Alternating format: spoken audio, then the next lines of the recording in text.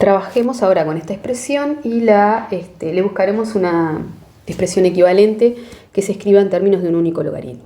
En principio, como vemos que no se trata de números reales conocidos y podamos decir directamente que cumplen las condiciones de existencia, vamos a tener que estudiar el dominio, o sea, el conjunto de reales para los que esta expresión tiene sentido. En principio, como las bases son todas positivas, es 4, ¿no? Las bases son todas positivas y diferentes de 1, esa condición sobre la base se cumple y lo que tendríamos que ver es que los logaritmandos, o sea, los argumentos estos, sean todos números mayores a 0. Entonces, bueno, tenemos que ir analizando como cada una de esas condiciones para ir viendo en qué situación se cumple. Las potencias de exponente negativo a veces nos queda más cómodo usando su definición, verla como 3 por 1 sobre x al cuadrado y ver que esta expresión es equivalente a esta. Si nosotros observamos un poco los factores en juego acá, sabemos que 3 es un número positivo y sabemos que 1 sobre x al cuadrado es un número positivo siempre y cuando se pueda hacer esta división. Y nosotros ahí tenemos que tener cuidado porque sabemos que dividir entre 0 no se puede, pero si x no es 0, si x es un número cualquiera diferente de 0, esta expresión siempre va a ser positiva. Por lo tanto, nosotros diríamos que para que esta condición se respete, para que esto sea mayor que 0, alcanza con poner en x un número cualquiera que no sea 0. O sea, podríamos elegir tanto valores de x positivos como valores de x negativos, que debido a la presencia del exponente y a la definición de potencia de exponente negativo, eso nos va a quedar siempre positivo. No hay zonas a eliminar acá. Pero luego, cuando vamos a la siguiente condición, vemos que 12x a la 3, ¿en qué condiciones es mayor que 0? Y entonces ahí decimos, bueno, 12 siempre es mayor que 0. Pero el problema es que x a la 3 no siempre es mayor que 0. Nosotros sabemos que las potencias que tienen exponente impar, si la base es negativa, son negativas, y si la base es positiva, son positivas. Por lo tanto, acá nosotros podríamos decir, si tomo para x un número mayor que 0 y por lo tanto positivo, esta potencia x a la 3 va a ser positiva. Y si tomamos para x un número menor que 0 y por lo tanto negativo, la potencia va a ser negativa y no me va a servir porque no voy a poder calcular logaritmo de números negativos. Entonces este tramo acá lo voy a eliminar para que este logaritmo exista y voy a elegir solamente números positivos. Eso ya va limitando la existencia de toda la expresión.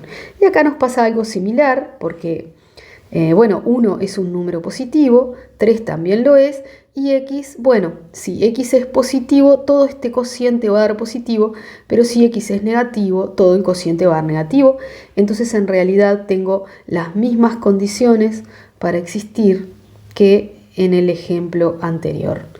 Así que haciendo un resumen, nosotros diríamos que el dominio de esta expresión son todos, el conjunto de todos los reales de 0 en adelante, y acá no porque tenemos zonas tachadas.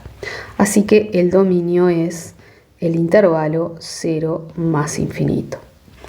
Y ahora, una vez el dominio estudiado, lo que vamos a hacer es tratar de usar propiedades y escribir esto como un solo logaritmo como nos habían pedido.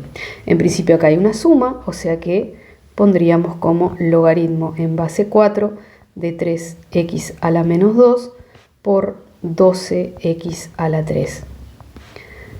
Más, y sabemos que este 2 no nos va a permitir seguir usando las propiedades de la adición, entonces lo vamos a introducir al logaritmo como potencia. Logaritmo en base 4 de 1 sobre 3x elevado a la 2. Bien, acá podemos ya ir reduciendo esta expresión. Acá los coeficientes 3 y 12 no hay como simplificarlos, pero bueno, los podemos ir pensando en principio como este 3, y esto es un 3 por 4, y Y también podemos utilizar la propiedad de potencias, de producto de potencias de igual base, donde sabemos que x a la menos 2 por x a la 3 es x a la suma elevado a la suma de estos exponentes, o sea, x a la 1 o directamente x. Entonces acá podríamos escribir que esto es 3 por 12, o sea, por 3 por 4, por x. Y, perdón, que ya podría entonces también decir que como hay una suma de logaritmos, vamos a hacer el logaritmo del producto de esto por esta fracción que tenemos acá, que es 1 sobre, vieron que es 3x al cuadrado, o sea que es 1 sobre 3x por 1 sobre 3x, o sea que nos va a quedar 3 por 3 y también nos va a quedar x por x. Y bueno, una vez que vemos esto así, nos damos cuenta que acá hay un 3 por 3 y acá también hay un 3 por 3, que lo puedo quitar. Y acá tenemos un factor x y acá tenemos un factor x por x. O sea que puedo quitar este factor x con uno de los dos factores x que hay acá. Me va a quedar solo un factor x. Entonces, esto nos va a quedar igual a, vamos a ver si rescatamos lo que quedó, que sería logaritmo en base 4 de 4 por 1 sobre x. Acá ya podríamos dejarlo escrito de este modo porque cumple la condición de que está escrito utilizando un único logaritmo. También, si queremos, porque nos damos cuenta de este 4 que es igual a la base, podríamos decir que esto es igual a logaritmo en base 4 de 4 más logaritmo en base 4 de 1 sobre x.